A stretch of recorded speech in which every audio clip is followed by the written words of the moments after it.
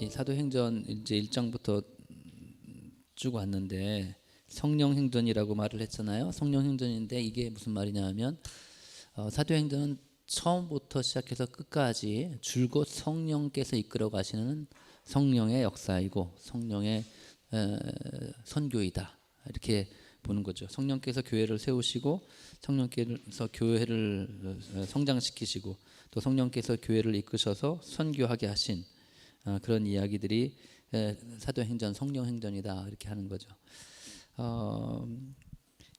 이제 이 전체적인 양이 굉장히 많기 때문에 이렇게 뭐 꼼꼼하게 볼 수는 없습니다. 그러나 뭐 우리 목사님들께서는 사도행전에 대한 기본적인 이해들은 다 가지고 계시고 뭐 1장, 2장, 3장 내용이 뭔지 뭐 이런 것들은 또 바울의 1차, 2차, 3차 전도 여행, 뭐 마지막 로마행까지 뭐 이런 것, 예루살렘 올라가는 이야기 뭐 다 기본적인 전 이해가 있으시다는 것을 전제하고 이 시간에는 이것이 우리 교회들에게 주는 의미, 각 장에서 또 각 말씀에서 또 목회적으로 우리에게 어떤 메시지를 주는지에 초점 맞춰서 그렇게 이해하고 배워보는 시간으로 가면 좋겠다 싶습니다.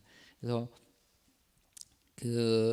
처음 이제 성령으로 말미암아 교회가 세워지고 성령행전, 성령으로 교회가 세워지고 이제 교회가 성령에 충만한 사람들을 통해서 교회가 부흥하게 되죠. 이게 우리가 아는 것처럼 그 베드로 사도가 전하고 다른 모습으로 말씀을 전하게 되죠. 거기 이제 본문에 보게 되면 계속 그런 단어를 말을 쓰게 되죠. 성령이 충만하여. 4장 8절에 보면 이에 베드로가 성령이 충만하여 이르되 백성의 관리들과 장로들아, 이렇게 지금 이 대상들을 보게 되면 백성의 관리들이고 장로들인 거죠. 유력자들이고 힘 있는 사람들인데 이 베드로가 그 앞에서 전혀 이렇게 주눅들지 않고 아주 담대하게 말을 하고 있는 장면들을 보게 되는 거잖아요.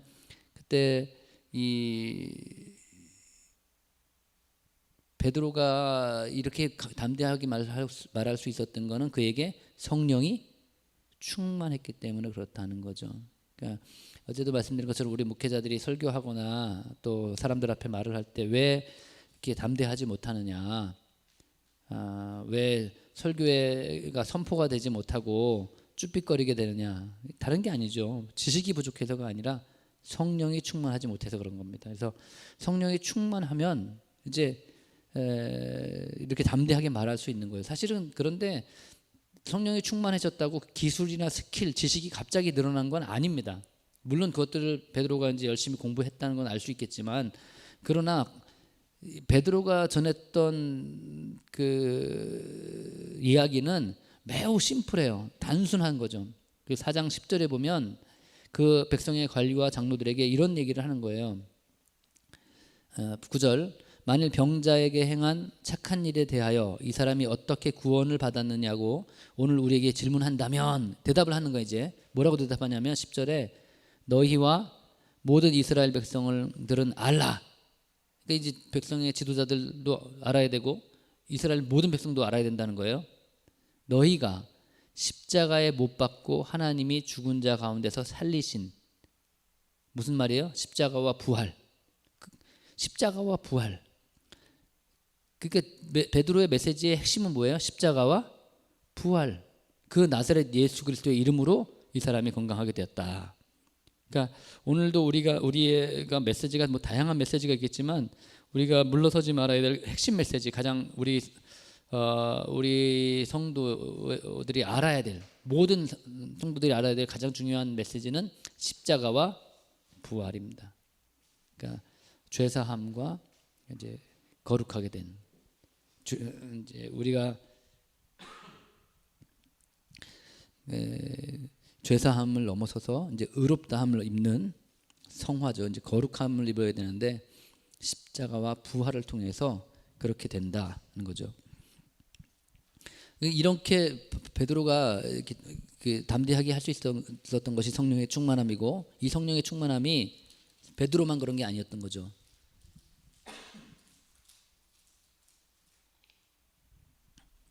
우리가 아는 것처럼 일곱 십자를 세우는 이야기가 이제 나오게 되는데 6장에 그때 이 사람들을 세웠는데 이 사람들을 세우는 기준부터가 어때요? 이 사람들을 일곱 십자를 세울 때부터 어떤 사람들을 세우냐면 그들이 충만한 거죠. 성령이 충만한 사람들. 이게 6장 5절에 보면 온 무리가 이 말을 기뻐하여 믿음과 성령이 충만한 사람, 믿음과 성령이 충만한 사람, 이런 사람들을 세우게 되는 거죠. 그러니까 초대교회는 누가 핵심 인물이고 어떤 사람이 세워졌냐면 성령이 충만한 사람들이었다는 거죠. 오늘 우리 교회들이 사람을 세울 때 뭐 지식도 중요하고요, 뭐 재능도 중요하고 은사도 중요하겠지만 교회가 교회의 역할을 하고 하나님의 일을 하고 하나님의 역사를 이루기 위해서 가장 중요한 것은 사람을 세우는 기준은 성령이 충만한 사람을 세워야 된다. 이게 사실은 그 뭐 교회에서 성도를 세우는 것뿐 아니라 교단에서 목회자를 세울 때도 같은 기준이 돼야 되지 않을까 싶어요. 그러니까 뭐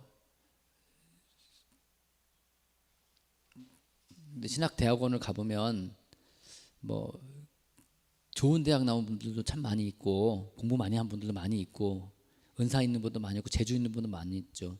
저는 그 신학 대학원을 들어갔을 때 제일 놀란 게 뭐냐면 이 동기들의 이 학벌이었어요. 학벌. 너무 학벌이 높은 거예요. 뭐 우리나라 뭐 유명한 스카이대 출신들뿐 아니라 뭐 그뿐 아니라 또 놀란 건 뭐냐면 그 시대의 문화였던 것 같아요. 목회자 이렇게 전도사님을 하려면 뭘 잘해야 되냐면 기타를 잘 치고 노래를 잘해야 됐던 것 같아요. 깜짝 놀란 게 우리 동기들 중에 정말 많아요. 앞에 기타 하나 주면 딱 세가지고 찬양 인도하면 뭐 유명한 팀들 많이 있잖아요. 그런 팀들의 리더들 못지않게 하는 분들이 너무 많은 거예요. 제가 야, 저는 그게 안 되니까 뭐 자기 비하가 아니고 실제로 뭐 실력이 그 정도 실력이 아니니까 저도 뭐 기타는 칠 줄 알지만 뭐 그렇게 뭐 할 수 있는 뭐 그런 것도 아니고 뭐 공부한다고 했지만 뭐 서울 안에 있는 대학이지만 뭐 스카이는 아니고 뭐 여러 가지 이런 것들이 이제 있는데 그럴 때 이분들이 와, 대단한 분들이 왔다라고 하는데 뭐 선배님들이 말씀하시기를 다 그러더라고요. 그렇게 똑똑하다고 목회 잘하는 거 아니더라. 그렇게 얘기하시더라고요. 그때는 그 말이 뭔지 잘 몰랐어요. 아니 이렇게 탁월하고 이렇게 뛰어난데 왜 못하겠느냐. 근데 이 시간이 흐르고 나서 알게 된 것이에요. 이 교회는 성령께서 이끄셔야 되고 성령이 주도하셔야 되기 때문에 결국에는 누가 목회를 잘하고 누가 교회를 세우고 누가 주의 일을 하냐. 성령이 충만한 사람이죠. 물론 그 중에는 뭐 자기 재주로 하는 사람들도 있겠죠. 왜 없겠습니까? 그러나 진짜 교회를 세우고 진짜 주님이 기뻐하시는 교회를 가는 것은 누구냐? 성령이 충만한 사람. 그러면 사실 우리가 신학교에서 신학생들을 뽑고 주의 종들을 세울 때도 우리는 이것을 물러서지 말고 기준이 성령에 충만한 사람들을 세워야 되는 거죠. 근데 이게 좀 어렵네요. 뽑을 때가 문제네. 이 사람이 성령이 충만한지 안 충만한지 어떻게 구분해야 되는 거예요? 이게 이제 우리 어려움이죠. 뭐 은사가 아니니까 재주가 아니잖아요. 우리 유현 목사님 딱 보면 성령에 충만한 사람이 좀 보이세요? 딱 보면 이 사람은 성령에 충만하다 아니다 좀 보이세요? 쉽지 않잖아요. 근데 이렇게 하면 되죠. 이제 본질적으로 들어가면 성령의 충만함이 뭐에 기준하냐면 이런 거죠. 성령의 본질이 뭐냐면 하나님의 영이고 예수의 영이잖아요. 하나님의 영이고 예수의 영인데 이거는 은사는 아니에요. 은사는 결과 열매로 나타나는 것들이 은사이지 본질은 아니죠. 그 예수의 영, 하나님의 영, 성령의 본질은 뭐냐면 살리는 영이라는 거예요. 생명의 영이고 살리는 영. 그래서 어떻게 해요? 이 사람이 뭐예요? 하나님 나라의 일을 위해서는 생명을 내놓고 목숨을 걸겠다는 게 사실은 가장 중요한 성령의 사람이고 성령의 충만한 증거인 거죠. 뭐 물론 그 사람이 말로는 어떻게 말할지는 모르겠지만 이제 오늘부터 이 성령에 충만한 사람들이 어떻게 살아가느냐를 통해서 오늘 우리가 어떤 사람을 세워야 되는지 어떤 사람이 성령에 충만한 사람인지를 분별하는 게 오늘 배울 수 있는 내용들인 거죠. 그러니까 1장, 2장에서 성령이 임했대요. 그래서 은혜로 성령이 임했어요. 근데 거기에 120명이 받았는데 그 이후에 베드로가 그러잖아요. 내가 성령에 충만해 보니까 가는 곳마다 너희가 예수를 믿었냐? 그럼 너희도 성령의 기름 부으심, 성령 충만을 받아야 된다고 이렇게 권면하잖아요. 너희도 성령도 받아야 된다. 그래서 이 사람들이 가는 곳마다 성령을 기름 부어주고 성령을 받게 하는데, 그래서 그 성령 받은 사람들의 그 삶을 보면서 우리는 이런 사람들이 성령 받은 사람이고 우리도 이렇게 성령 받아야 되겠구나라는 것을 배우는 게 오늘부터 실제적인 교회 이야기거든요. 왜냐하면 우리가 어제 말씀의 마지막이 스데반의 순교잖아요. 그 스데반의 순교를 통해서 뭘 알게 되냐면 성령 충만한 사람이 이런 모습이구나라는 걸 알게 되거든요. 성령 충만한 사람은 다 순교하는 거다 이런 건 아니잖아요. 왜냐하면 베드로는 순교 안 하고 전도하고 선교하고, 바울도 전도하고 선교하니까 그게 성령 충만은 아니지만 성령 충만한 사람은 이런 태도와 이런 모양으로 살아가는구나라는 것을 알 수 있게 되겠죠. 그래서 어제 이제 스데반이, 성령 충만한 그 스데반은 마지막에 순교를 당하면서 돌에 맞아 죽으면서까지, 순교를 당하면서까지 복음을 전하고, 그리고 복음 앞에 흔들리지 않을 뿐 아니라 마지막에 그를 맞이하는 예수님의 얼굴을 보고 갔다. 그 예수께서 그를 환영하는 그 모습을, 그러니까 이제 이 장면인데요. 7장 55절인데 스데반이 성령 충만하여, 마지막에 스데반을 결론 내릴 때도 이렇게 결론 내리는 거거든요. 스데반이 성령 충만하여 하늘을 우러러 주목하여 하나님의 영광과 및 예수께서 하나님 우편에 서신 것을 보고 말하되, 보라 하늘이 열리고 인자가 하나님 우편에 서신 것을 보노라 한대. 성령 충만한 사람은 죽을 때도 하늘의 영광을 보고 예수님께서 거기 서 계신 것을 볼 수 있었던 거잖아요.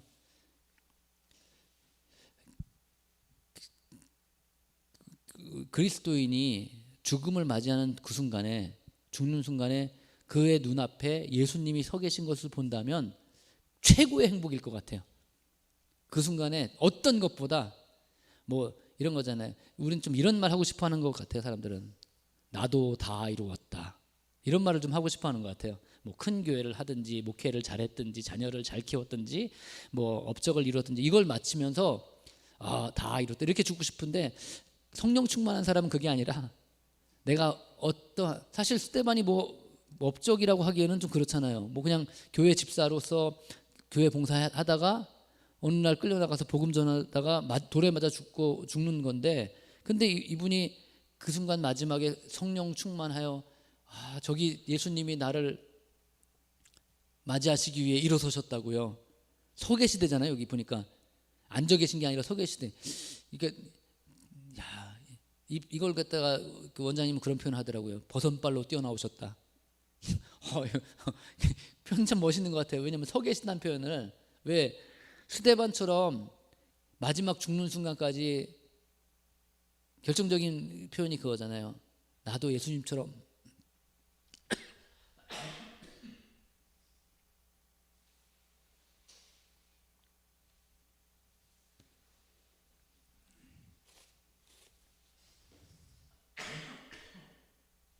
죄송합니다.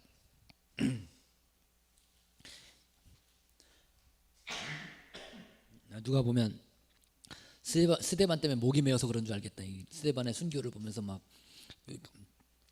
슬픔과 감동과 감사의 감정이 복받쳐서 그런 것처럼 보는데, 그게 아니라 아침이라 목이 갈라져서.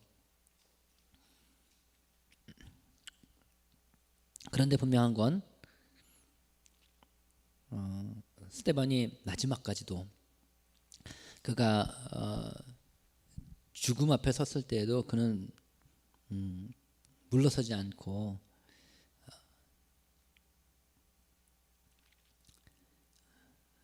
이렇게 말하잖아요. 60절, 7장 60절, 59절부터 그들이 돌로 스데반을 치니 스데반이 부르짖어 이르되 주 예수여 내 영혼을 받으시옵소서 하고 무릎을 꿇고 크게 불러 이르되 주여 이 죄를 그들에게 돌리지 마옵소서. 이 말을 하고 자니라. 저는 이 장면에서 야, 그렇지. 성령 충만한 사람은 이런 거예요. 마지막까지도 예수님 따라해. 예수님을 따라하는 거죠. 예수님처럼 하는 거죠. 예수님처럼 살고자 마지막까지 죽음 앞에까지 몸부림치고 있는 이 스데반. 이게 정말 쉽지 않은 것 같아요. 이 말은 정말 좋은데 여러분, 누가 여러분에 대해서 험담하거나 좀 그러면 기분 나빠서 대꾸해주거나 미워하거나 그런 게 맞잖아요. 제가 어제 저희도 이제 유튜브에 영상을 이제 올리게 됐잖아요. 그동안에 이제 안 올리다가 최근에 그 유튜브에다가 영상을 올리기 시작했어요. 이제 저희 교회 예배 영상 또 설교 영상 올리게 됐는데 지지난주부터 했는데 아니 어제 월요일 날 올렸는데 저희 교인보다 더 많이 그 영상을 보는 거예요. 그래서 너무 기분 좋잖아요. 그래서 야, 이거 되게 기분 좋은데 그랬는데 거기 보니까 이런 게 있더라고. 이렇게 띵 해가지고 좋아요 표시하고 띵 해서 나빠요 하는데 이 좋아요가 올라오는 거야. 너무 좋아요. 그런데 어제 밤에 딱 봤는데 나빠요가 하나 있어. 하나 띵 하고 올라왔어요. 속으로 어떤 놈이야. 그다음부터 계속 누군지 추리하게 돼. 어떤 놈일까? 어떤 인간이 대체 어떤 인간이 감히 여기다가 예배 영상, 그게 이제 설교 영상도 아니고 예배 영상이거든요. 우리 교회 전체 예배 영상인데 주일 예배 영상에 대해서 그래서 속으로 이 인간이 어떤 인간일까 막 계속 생각해 보는 거예요. 우리 교인인가 아닐까, 또 이 인간이 어떤 마음으로 했을까, 별 생각 다 들더라고요. 아, 실수로도 누를 수 있어요?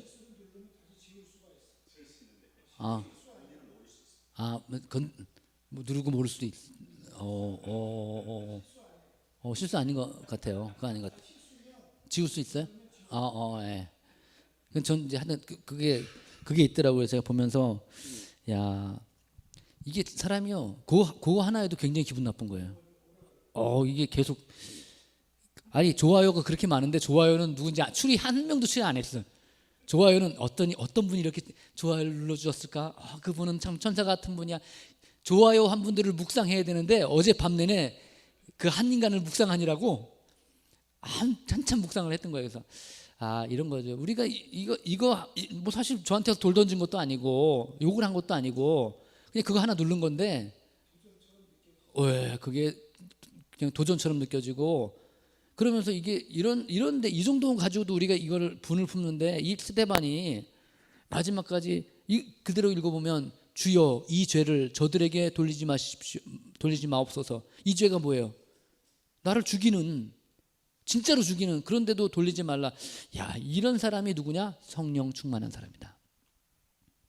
그러니까 내가 그렇게 따라하지 못하는 건 의지적으로 따라한다고 되는 게 아니더라고요. 그냥 잊어야지, 용서해야지 아니라 나도 어떻게 해야 돼요? 스데반처럼 성령 충만해야 이게 가능하겠구나, 이런 생각을 하게 되는 거죠. 그래서 이런 성령 충만한 사람들에 의해서 교회는 성장하고 부흥하고 복음은 확산되고 역사하게 된다는 거죠. 그래서 오늘도 이 아침에 우리 같이 공부하는 우리 회원들뿐 아니라 우리 함께하는 교회들 위해 성령께서 충만하게 부어주시기를 간절히 소망합니다. 그렇게 됐으면 좋겠어요. 그래서 우리 그 은혜니까, 이건 뭐 성령 충만한 은혜라니까, 근데 바라고 기다리는 자에게 주시는 은혜라니까 정말 우리가 간절히 바람으로 이걸 누렸으면 좋겠는데, 그래서 이제 스데반이 그 사건으로 말미암아 순교하고 나서 이제 큰 박해가 그 교회들에게, 예루살렘에 있는 교회들에게 큰 박해가 있게 되죠. 그리고 그것 때문에 사람들이 그 세상으로 흩어지면서 복음이 확산되고 이제 복음이 전파가 되는 겁니다. 8장인데요. 여러분 77쪽 사도행전 8장에는 박해를 통해 예루살렘 교회를 흩어지게 하시고 그 흩어진 제자들로 하여금 이방 선교를 수행하게 하시는 하나님의 구속사적 역사 인도를 강하게 느낄 수 있다.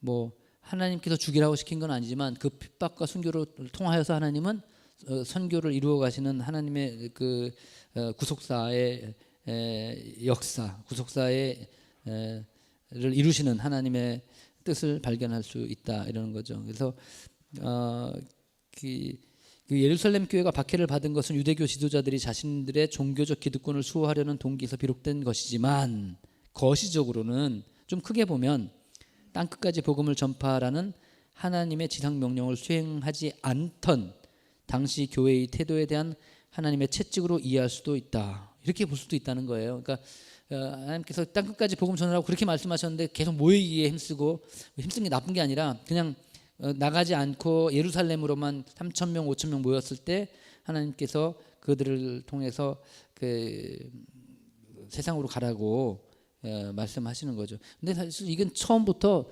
오순절 다락방에 성령이 임할 때부터 하나님의 뜻은 이미 복선처럼 계시되었다고 봐요. 왜냐하면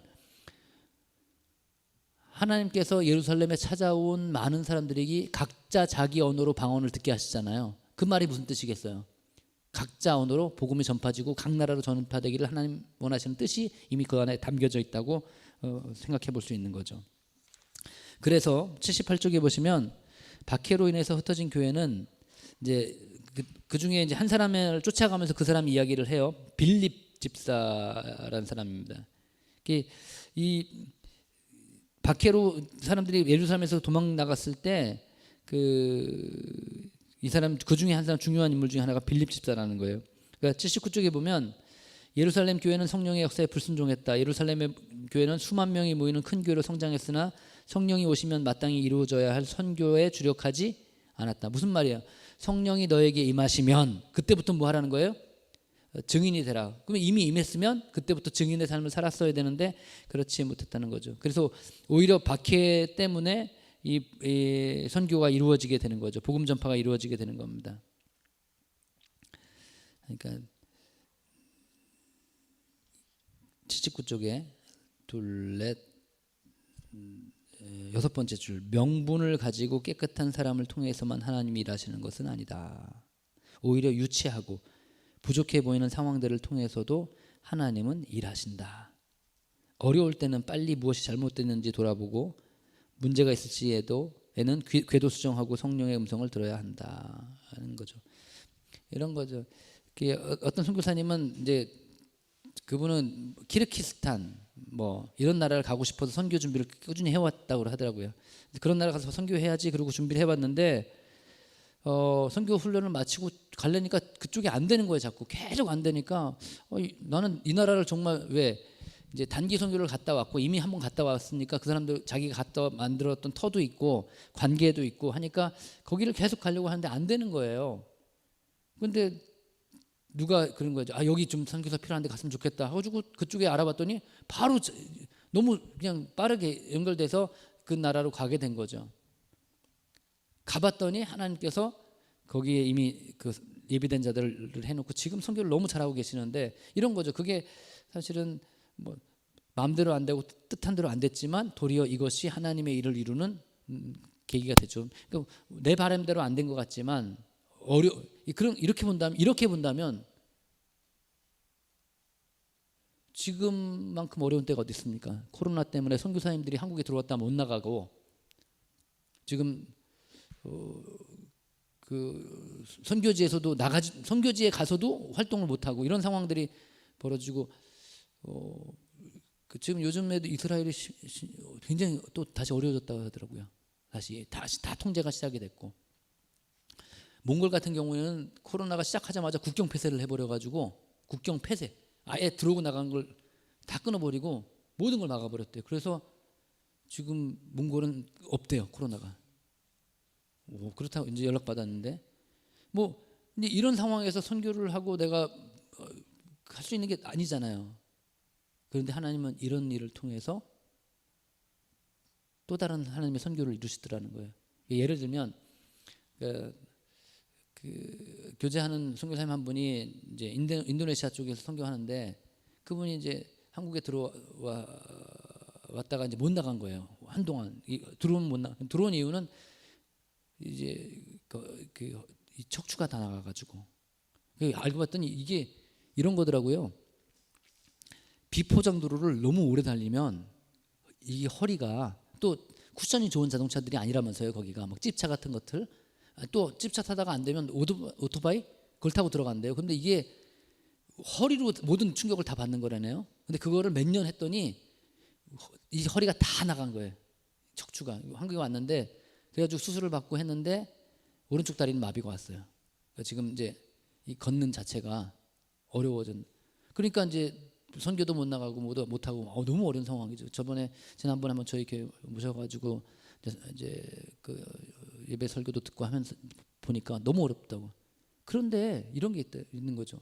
당신이 못 들어간 사이에 거기 있던 사람들이 우리 선교사님 못 오니까 우리가 해보자. 그리고 자기들이 교회를 막 짓기 시작하고 교회를 세우는 사람들이 부탁했던 사람들이 시작했던 일인데 멈춰 있으면 보통 어때요? 선교사 올 때까지 기다리고 돈 보내달라고 그러는데 이분들이 잘 양육이 된 거예요. 그런데 사실 그렇게 쉽지 않거든 선교지 사람들이. 근데 이분들이 막 그 일을 하고 있는 거예요. 이건 다른 게 아니라고 봐요. 이건 성령의 감동하심이 있었고 성령께서 역사하신다는 거죠. 그래서 이제 들려오는 소식을 감사하다고 막 얘기를 전해주는 얘기를 들으면서 이렇게 성령께서 역사하시는구나. 또 지난번에 터키 선교사님하고 얘기해 보니까 이런 거죠. 다 폐쇄를 당하니까 어쩔 수 없이 방송으로 이제 줌 이런 걸로 복음을 전했다는 거예요. 그런데 그렇게 하다 보니까 어떤 게 생기냐면 교회라는 데 나오면 안 되는 이슬람 청년들이 방송으로는 접속이 되더라는 거예요. 몰래. 왜? 교회 오면 교회는 기독교에 대한 관심과 교회에 대한 관심은 있는데 가면 이거 큰일 나잖아요. 핍박받고 뭐 칼 맞을 수 있으니까. 뭐 그저께도 프랑스에서 테러가 있었잖아요. 그 교사를. 그러니까 그렇게 못 가는 거잖아요. 그런데 이 상황 때문에 선교사님이 어쩔 수 없이 자기 예배나 성경 공부를 다 방송으로 하기 시작했거든요. 그러니까 그 친구가 하나가 젊은 친구가 야 이거 방송이 너도 봐볼래?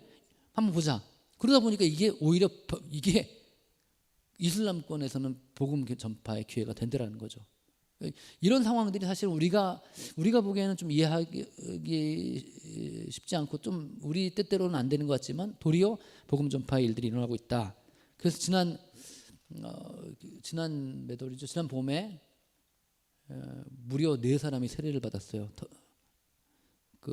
이건 사실 대단한 일이거든요. 이제 뭐 공개적으로 발표할 수 없지만 그런 일들이 일어나고 있다는 거죠. 이슬람 사람들이 이건 사실 엄청난 일인데 이런 일들을 이루어 가시는 게 성령 역사가 아니겠는가. 그래서 79쪽에 보면 아래서 3번째 줄 성령의 역사는 멈추지 않았다. 스데반의 죽음 이후 흩어진 사람들 중 빌립 집사의 사마리아 전도는 이방 선교의 출발점이 된다. 큰 기적과 더불어 하나님 나라와 예수 그리스도를 전파했다. 이 빌립이라는 사람들이 이제 사마리아 땅에 들어가게 되는 거죠. 우리 목사님들 다 아시다시피 상식적으로 사마리아 땅은 유대인들에게 터부시하는 땅이고 가지 않은 땅이죠. 돌아가는 땅이잖아요. 그런데 그 땅으로 들어가게 됩니다. 이 박해 때문에 80쪽에 맨 위에 박해를 피해 흩어진 사람들은 비겁한 도피자가 아니라 당당한 선교사로서 흩어진 그곳에서 하나님 나라와 예수 그리스도의 이름을 전했다는 겁니다. 두 번째 문단 5줄 내려가서 큰 박해가 큰 기쁨을 가져왔다. 이게 참 아이러니한 거죠. 큰 박해가 큰 고통을 가져왔다. 이게 우리가 생각하는 문장인데 도리어 큰 박해가 큰 기쁨을 가져왔다는 겁니다. 그래서 2줄 내려가시면 고난이 오히려 복음의 확장을 가져왔다. 전도는 성령이 하신다. 우리는 다만 자신을 도구로 내어놓을 뿐이다. 성령의 이끄심을 따라가다 보면 상상할 수 없는 기이한 일들이 벌어진다. 빌립 한 사람의 순종이 두 세계를 여는 엄청난 결과를 가져왔다는 겁니다. 그러니까 이런 거예요. 그 밑에 바로 아래줄 보시면 사도행전에는 선교의 두 계보가 있다는 거죠. 유대인에게만 복음을 전하려는 보수적인 유대인 계보가 있는가 하면, 다른 하나는 이방인에게도 복음을 전하는 진보적인 디아스포라 그 계보가 있다는 거예요. 두 계보. 그러니까 유대인 선교가 있고 이방인 선교가 있었다는 거예요. 그때 크게 보면. 그래서 이 아시다시피 그 밑에 보시면 고넬료라는 사람을 통해서 이방인 선교가 활짝 열리게 되는 얘기가 이제 이후에 나오게 됩니다. 맨 아래에서 네 번째 줄 보시면요, 사마리아인들의 성령 체험은 성령 강림이 유대인만의 전유물로만 생각하고 있던 예루살렘 교회와 사도들의 생각을 바꾸어 놓았다. 동시에 사마리아인들도 유대인들과 더불어 하나님의 자녀임을 인정하고 받아들이게 되었다. 성령 하나님은 차별이 없으신 거죠. 이게 차별하고 구별, 지금 포괄적 차별금지법에 대한 얘기를 하잖아요. 근데 차별은 없어야 돼요. 차별은 뭐에 의해 생기냐면 권력에 의해 생겨요. 힘에 의해 생긴다는 얘기예요. 그러니까 차별은 누가 당하는 거냐면 힘없는 사람들이 힘 있는 자들에게 당하는 거예요. 그 차별은 하면 안 돼요. 차별은 나쁜 거예요. 악한 거예요. 그런데 포괄적 차별금지법을 우리가 거절해야 되는 이유는 뭐냐면 그 차별이란 이름을 가지고 구별을 없애려고 하기 때문에 그래요. 차별은 나쁘지만 구별은 좋은 거예요. 선한 거예요. 무슨 말이냐면 구별은 권력에 의해서 하는 것이 아니라 역할에 의해서 오는 거예요. 역할에 의해서. 구별은 역할에 의해서 온다고요. 차별은 무슨 말이냐면 아주 쉽게 말하면 남자가 있고 여자가 있고요. 선생님이 있고 학생이 있고 리더가 있고 팔로워가 있잖아요. 이거는 차별이 아니라 구별인 거예요. 왜? 역할에 따라 만들기 때문에 그래요. 역할은 왜 그러냐면 역할은 구별될 수밖에 없는 것이 A가 B의 역할을 할 수 없기 때문에 구별하는 거예요. B가 A의 역할을 할 수 없기 때문에 구별하는 거예요. 그 구별을 없애버리면 큰 위험이 다가오게 돼 있어요. 구별을 없애면 어려움이 찾아오게 돼 있어요. 문제가 생겨요. 왜? 이런 거죠. 아주 쉽게 차선은 구별이에요? 차별이에요? 도로에 있는 차선. 중앙선은 방향을 구별하는 거잖아요. 오른쪽으로 가야 되는지 왼쪽으로 가야 되는지 우리를 구별하잖아요. 그 선이 있으면 우리는 왼쪽으로 가야 돼요? 오른쪽으로 가야 돼요? 차선은 오른쪽으로 가야 되죠. 우리나라는. 일본은 왼쪽으로 가야 되잖아요. 그러니까 왼쪽이냐 오른쪽이냐 중요한 게 아니라 그 차선은 뭘 말하는 거예요? 구별을 말하는 거잖아요. 그 차선의 역할은 구별이라고요. 그러니까 이 구별이 안 되면 심각한 문제 생겨요. 예를 들어 왜 자꾸 포괄적 차별금지법에 대해서 제가 이건 절대 안 된다고 하는 이유가 뭐냐면 우리가 막아야 되는 건 구별을 없앤다는 거예요. 무슨 말이냐? 젠더, 성에 대해서 남자와 여자를 차별하면 안 돼요. 그런데 분명한 건 남자와 여자를 구별해야 돼요. 이유가 뭐냐? 아무리 내가 이걸 성형수술을 하고 다 해서 남자가 여자의 몸을 가졌다 해도 그는 그 여자의 역할을 할 수 없어요. 왜? 난자가 없잖아요. 태가 없다고. 아무리 여자가 다 고쳐서 남자의 몸을 만들어도 그가 남자의 역할은 할 수 없어요. 왜? 정자가 없잖아요. 씨가 없잖아요. 그러면 어떻게 돼요? 결국에는 그 겉모양은 만들었지만 결국에는 어떻게 돼요? 남자와 여자가 역할을 못하게 되면 생육이 번성하고 충만하는 게 끝나는 거죠. 인류가 끝나는 거죠. 이게 역할의 문제라고. 구별해야 되는 거는 뭐냐면 이런 거죠. 선생님하고 학생하고 구별이 안 되면 어떻게 돼요? 이제 교실이 엉망이 되겠죠. 군대 갔는데 계급의 구별이 없으면 어떻게 하겠어요? 지금 요즘 군대가 그렇잖아요. 요즘 군대 그렇게 된다 그러더라고요. 점점. 야, 너도 군인이고 나도 군인인데 그러니까 어떻게 해요? 병장이든지 심지어 어떻게 해요? 장교든지 앞으로 돌격 앞으로 네가 해 그러잖아요. 뭐예요? 이건 뭐가 안 되는 거예요? 차별이에요? 구별이에요? 구별을 잃어버린 거죠. 그 사람의 장교는 장교의 역할이 있고 병장은 병장의 역할이 있고 이등병은 이등병의 역할이 있거든요. 역할을 없애는 게 역할을 구별하는 게 구별이거든요. 근데 차별금지법은 말은 차별을 없애자고 해놓고 실상은 그 안에 독소 조항들은 구별을 없애는 거거든요. 굉장히 위험한 발상입니다. 왜 이렇게 되느냐? 이제 오늘 구별의 얘기. 여러분, 구별을 없애게 되면 구별의 가장 큰 궁극적인 구별은 뭘 없애는 거냐? 인간이 왜 자꾸 구별을 없애게 될까? 언제부터 이런 구별을 없앤 차별금지법, 차별을 없애고 구별을 없애는 것, 다시 말해서 이렇게 젠더가 희미해지고 이렇게 된 이유가 뭐냐 하면 그걸 쫓아가 보면 어디 가냐면 인본주의에서 오게 되죠. 그러니까 이런 얘기들이 유럽에서 퍼져서 우리나라 들어올 때 그 뿌리를 이렇게 가보면 저 위에 가면 인본주의라는 게 시작됐을 때부터, 그러니까 르네상스 시대에 인본주의로부터 인간이 자기 주도적으로 내가 젠더를 택하든지 내가 어느 자리를 택하든지 뭘 택하든지 내가 자유롭게 택하는 거지 왜 너희들이 간섭하느냐, 이런 얘기거든요. 이게 인본주의에서 오는 거거든요. 그런데 이 인본주의가 왜 자꾸 구별을 없애게 되냐 하면 이 인본주의의 끝에 가면 뭐가 있냐면 인간이 결코 넘어서지 말아야 될 마지막 구별이 있어요. 성경에는 어느 것보다 성경만큼 확실하게 구별해 놓은 책이 없거든요. 성경은 시작부터가 어떻게 해요? 하나님이 이렇게 시작해요. 신이 하나님이 피조물을 만드셨다. 시작부터 뭐가 구별되는 거예요? 창조주와 피조물과 구별이 시작이 돼요. 그리고 이 구별을 너희는 영원토록 지켜야 돼. 그래야 너희가 행복해 하고 말씀하신 게 뭐냐면 선악과거든요. 그런데 인간은 어떻게 해요? 사탄이 그 구별을 넘어서게 만들어요. 뭐라고 말하죠? 너도 뭐처럼 될 수 있다? 하나님처럼 될 수 있다.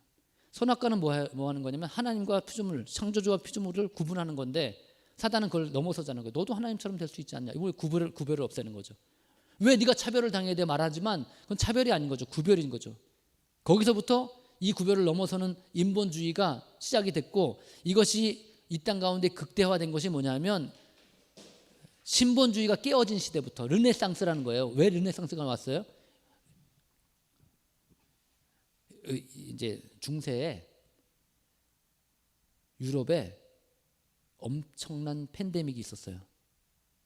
유럽의 인구의 3분의 1이 죽었던 흑사병. 그때 사람들이 어떤 생각을 하게 되냐면 집집마다 죽음이 없는 집이 없었고 온 땅에 죽음이 널브러졌을 때 사람들은 어떤 판단을 하냐면 신은 어디 있느냐?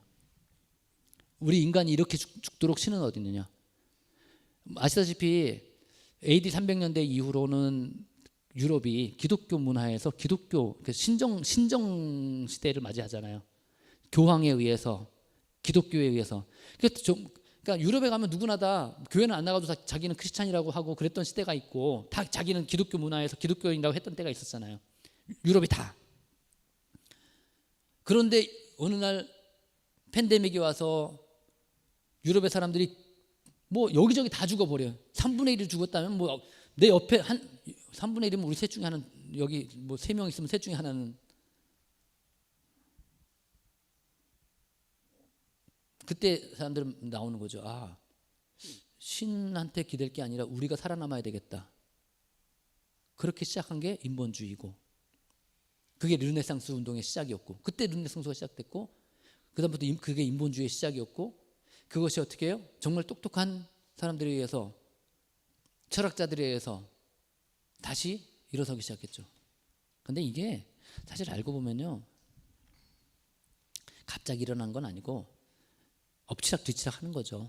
무슨 말이냐면 기독교가 지금 우리가 이제 이거 설명하려고 하는데, 기독교가 세워지는 이때에 이제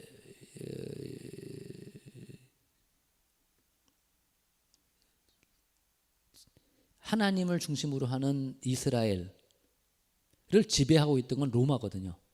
근데 로마는 어떤 사상을 가져왔냐면 알다시피 헬라의 사상을 가져와서 그리스 로마 신화라고 말하는 헬라 철학을 가져왔거든요. 이 헬라 철학이 뭐예요? 바로 인본주의거든요. 그러니까 인본주의로 세상을 다스리고 있었던, 천하를 통일했던 로마, 인본주의로 세상을 통일했던 로마가 하루아침에 뒤집어진 거예요. 이 복음 전파를 통해서. 그런데 그래서 1000년을 오고 1500년을 오고 왔었는데 이게 어느 순간에 또다시 뒤집어지고 있는 거예요. 그리고 지금 세상은 그렇게 뒤집어지고 있는 거죠. 또 다른 다시 인본주의가 이 하나님 사상, 신정, 신본주의를 뒤집어 엎는 시대가 지금이 왔다는 거예요. 지금.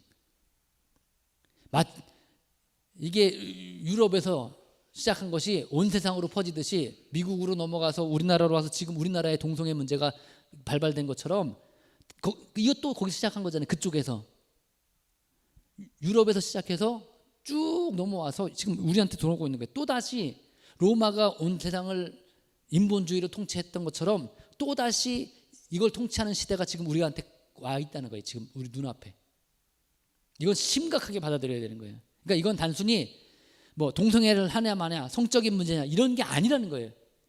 뿌리로 올라가면 인본주의고, 인본주의의 끝에 가면 뭐예요? 신을 거절하는 거예요. 무슨 말입니까? 기독교가 가장 걸림이 될 거예요. 구별을 없애기 위해서는 기독교를 무너뜨려야 돼요. 왜? 기독교만큼 확실한 구별이 없거든요. 하나님과 사람. 그리고 사람들에서도 질서를 굉장히 중요시하고, 이건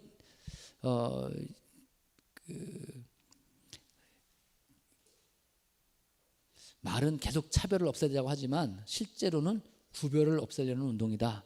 이걸 우리가 감을 잡으면 조금 더 잘 대처할 수 있고요. 좀 더 지혜롭게 대처할 수 있을 것 같아요. 이 얘기를 조금 더 여기 나오는 이야기와 함께 같이 풀어볼 수 있도록 하면 좋겠습니다. 지금 보면 이런 거죠.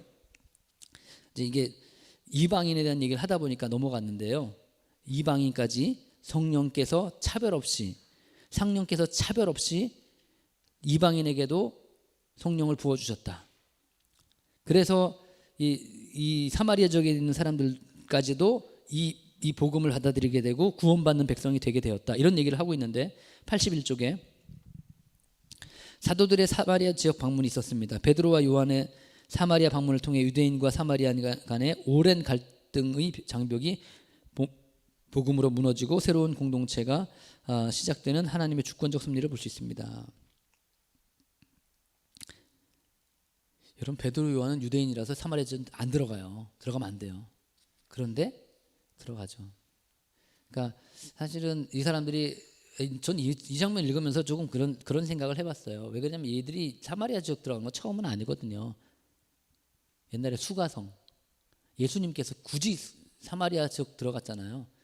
아마 그때 베드로와 요한 사도들은, 제자들은 되게 불편했을 거예요. 가도 꼭 불편하게, 사람들한테 욕먹게, 또 말 듣게, 이런 거죠. 요즘 그렇잖아요. 요즘 이거 많아요. 무슨 말이냐면, 목사님 교회에서 뭐 한다, 우리 뭐 합시다 그러면 어떻게 해요? 요즘 코로나인데 목사님 그런 거 합니까? 하고 막 눈치 주고 막 째려보고 막 그래요. 그러니까 나는 옳은 걸 하겠다고 하지만 그렇게 쉽지 않은 거, 녹록치 않은 거죠. 그러니까 예수님 가셨을 때 쉽지 않았을 거예요. 근데 지금 어떻게 해요? 베드로와 요한이 자발적으로 거기에 들어가요. 왜 그렇게 된 거예요? 그때는 되게 껄끄러워서 안 가고 싶었던 데인데 지금 왜 가요? 답은 성령이 충만하면, 지혜와 계시의 영이 임하면 분별하기 시작해요. 차별인지 구별인지 그거를 깨달을 수 있어요. 분별할 수 있어요. 그래서 어떻게 해요? 그들이 그걸 들어갈 수 있어요. 이들을 차별하면 안 되겠구나 하고 들어가는 거죠. 뭐 거기 들어갔더니 마술사 시몬 같은 사람도 있어요. 물질 만능주의에 빠져 있는 어떤 그런 사람들도 있어서 돈으로 뭘 다 해보려고 하는 사람들도 있다는 얘기가, 왜냐면 이제 8장에 얘기 나오잖아요. 이건 왜 하는 거예요? 마술사 시몬이 못된 놈이다 이런 얘기를 하는 게 아니고, 이 얘기를 여기 왜 끼워놨을까요? 왜 여기다 이걸 집어넣었을까요? 핵심은 이거죠. 뭘 말하고 싶은 거냐면, 마술사 시몬이 이런 짓을 했다는 걸 말하는 게 아니라, 베드로가 사도가 이 성경에 말하는 것은 성령은 돈 주고 사는 게 아니다. 성령은 돈으로 사는 게 아니라 은혜로 부어주시고 사모하는 심령에 부어주시는 하나님의 전적인 선물이다. 요거를 말하고 있는 거지. 여기 이 시몬 나쁜 놈이다 이런 얘기 하는 게 아니고, 이 사람의 실패를 통해서 신령한 것을 돈으로 살 수도 환산할 수도 없다라는 얘기를 하고 있는 거죠. 그러니까 이게 성령을 속이는 죄가 얼마나 무서운지를 이미 아나니와 삽비라 사건을 통해 보여준 것처럼 성령을 돈으로 계산할 수 있는 게 아니다라는 걸 보여주는 겁니다. 그래서 82쪽에 보시면 이런 거죠. 구원은 하나님의 선물이다. 성령도 능력도 하나님의 은총이다. 그래서 우리는 이걸 뭐라고 말해요? 은혜라고 부른다. 그래서 교회에 오면 은혜란 말을 엄청 많이 써요. 왜? 교회는 은혜 빼면 남지가 않아요. 은혜 빼면 남지가 않아요. 모든 것이 하나님의 은혜입니다. 나의 나된 것이 하나님의 은혜입니다. 우리 큰형님께서 계셔서 이제 담임 목회를 20년 넘게 벌써, 그죠? 올해는 이제 몇 년 차세요? 이제 이 교회에서만 25년 차. 그러니까 목사님, 제가 이제 전 담임 목회 10년 했잖아요. 10년 하니 깨달아지는 게, 여기까지 오는 게 하나님의 은혜였구나. 내 힘으로 한 게 아니었구나. 처음에는 뭐 기고만장해서 막 전 뭐 금방 대형 교회 될 줄 알았어요. 막 그리고 뭐 대단한 일 할 줄 알고 막 그랬어요. 근데 10년 와 보니까 이거 진짜 하나님의 은혜 아니면 여기 왜 어려운 문제도 많았고 또 실수도 많았고, 한 25년 하는 것, 은혜가 저보다 2배는 되지 않았을까? 은혜가 저보다 3배는 되지 않았을까? 하나님의 우리 목사님께 베푸신 은혜가 그렇지 않을까요? 동의하시죠? 예, 감사합니다. 왜냐하면 우리가 여기까지 오는 것, 더 많이 갈 수 있었던 것, 더 크게 갈 수 있었던 것은 더 큰 은혜와 은총이 있었기 때문에 올 수 있었다는 겁니다. 그래서 교회에서 처음 교회 온 사람들은 그래요. 저 목사님은, 저 권사님은 무슨 말만 하면 은혜래. 뭐 그렇게 은혜가 많아 막 그러는데, 그게 맞는 거죠. 모든 것이 은혜고 모든 것이. 그러니까 오늘 아침에 여러분 생각해 보세요. 이 코로나 시대에 아무것도 할 수 없는 이 시대에 이렇게 방송으로, 영상으로 말씀 나눔할 수 있는 것도 은혜입니다. 우리 이완 목사님 같이 이런 걸 잘 준비해 줄 수 있는 실력자가 있는 것도 은혜입니다. 그래서 이 은혜 때문에 우리가 할 수 있는 거지. 그 말은 뭐냐 하면, 코로나 시대가 더 어려워지고 앞으로 목회가 더 어려워져도 하나님의 은혜가 있으면 넘어서고 풀어낼 줄로 믿습니다.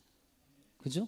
하나님의 은혜가 있으면, 모든 것보다 큰 은혜가 있으면, 우리에게 필요한 게 뭐냐면 상황과 환경을 이기는 지혜와 지식도 필요하겠지만 그보다 그 위에 있는 하나님의 은혜가 필요하다는 거예요. 지금 핍박 때문에 다 예루살렘에서 도망간 이 많은 사람들, 좀 어디로 가야 되지? 어떻게 해야 될지 모르는데 가는 곳마다 교회가 세워지고 가는 곳마다 하나님의 역사가 일어나는, 심지어는 83쪽 보세요.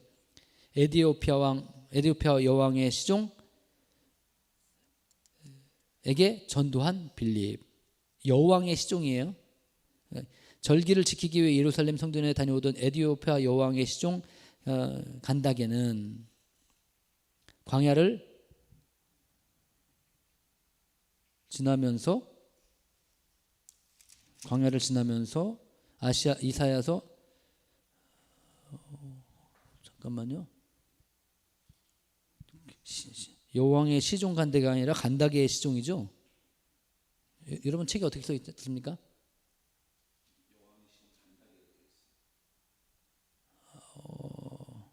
아닌데 간다게의 시종인데, 간다게의 시종이 맞습니다. 이건 바꿔주셔야 될 것 같은데요. 왜냐하면 간다게가 무슨 뜻이냐면, 간다게가 이디오피아, 그러니까 이게 이름이 아니고요. 그 왕후란 뜻이에요. 왕후. 이디오피아 왕후 이런 뜻이에요. 간다게라면 간타케가 이게. 그러니까 이디오피아의 칸타케의 넷이 이렇게 해야지 맞는 거예요. 그러니까 성경대로 해볼게요. 성경에 보시면 8장 몇 절이죠? 27절. 일어나 가서 보니 에디오피아 사람 곧 에디오피아의 여왕 간다게의 모든 국고를 맡은 관리인 넷이, 이렇게 맞아요. 여기 이렇게 하셔야 돼요. 이건 고쳐야 되겠네요. 여왕의 시종 간다게가 아니라 간다게의 시종 넷이에게 광야를 지나면서 이사야서 두루마기를 성경을 읽고 있었지만 깨닫지 못하고 있었다. 성령께서 빌립을 보내셔서 말씀을 가르치게 하시고 결단하는 그에게 세례를 베풀게 하셨다. 내시는 왕을 모시는 자이므로 부와 권력을 가지고 있었음에도 하나님을 알기 위한 열심히 그 자리에서 세례를 요청한 만큼 준비된 심령이었다. 여기서 중요한 건 준비된 심령이에요. 저는 이 믿음이 있어요. 그러니까 우리 교회들마다 각 교회를 위해 준비된 심령들이 있다고 믿습니다. 저는 확실히 믿어요. 근데 이게 좀 속편하더라고요. 어떤 사람이 우리 교회 왔다가 삐져서 어디 딴 데 간다고 가버려. 그러면 어떻게 생각하냐면, 그 교회를 위해 준비된 심령이었구나. 그 교회 간다고 가버리면. 얼마 전에도 이제 서울에서 오래 사시고 은퇴하시고 뭐죠? 요즘 동두천에 그런 집 많거든요. 이렇게 전원주택 해서 지어서 오신 분들이 많아요. 그 안골 쪽에 아주 고급스러운 주택이 꽤 되던데요. 한 채에 그 제법 되는 것 같아요. 5억, 10억 이렇게 되는 그런 집들을 짓는 것 같아요. 하여튼 좋은 집들을 막 지었는데 그런 집 짓고 들어오는 분들이 있어요. 그러니까 서울서 오면 이런 생각하잖아요. 좀 은퇴했으니까 돈도 좀 있고 이런 생각해서 교회를 나오시더라고요. 계속 나오셔서 벌써 1년, 2년 나오시는 거예요. 근데 요번에 이 코로나와 함께 이사 가셨어요. 아니, 이사가 아니라 다른 교회를 가신다고 그래서 연락이 왔어요. 우리 이제 어떤 교회, 유명한 목사님 교회로. 저희 동네에 유명한 목사님이 오셔가지고 유명한 목사님 교회로 간다고 이제 연락이 왔어요. 그분한테, 저희 교회 리더한테 그렇게 연락이 왔대요. 그래서 그럼 가시라고. 그 교회를 위해 준비된 영혼이기 때문에 가시라고 그랬어요. 아쉽더라고요. 그럼에도 근데 전 이런 믿음이 있어요. 그러나 동시에 우리 교회를 위해, 복음을 위해 준비된 영혼이 있겠구나. 문제는 그 준비된 영혼이 하나님께서 준비해 놓으셨는데, 이런 거 보세요. 빌립이 간다게 내시는 준비되어 있는데 빌립이 순종하지 않으면 만나요, 못 만나요? 아니, 하나님께서 어디로 가라 그래요? 광야로 가라 그러잖아요. 광야로. 하나님, 지금 저는 마을로 가고 도시로 가도 먹고 살기 힘든데 광야로 가라니 말이 됩니까? 이 말씀에 성령이 충만한 사람은 순종하잖아요. 그랬더니 준비된 영혼을 만나는 거예요. 어쩌면 우리가 왜 준비된 영혼을 만나지 못하냐면 내 생각과 내 고집을 가지고 하나님께서 인도하시는 대로 안 가는 거예요. 하나님은 거기 인도하시는 곳에 준비된 영혼이 있는데 목회를 내 방법으로 하는 거죠.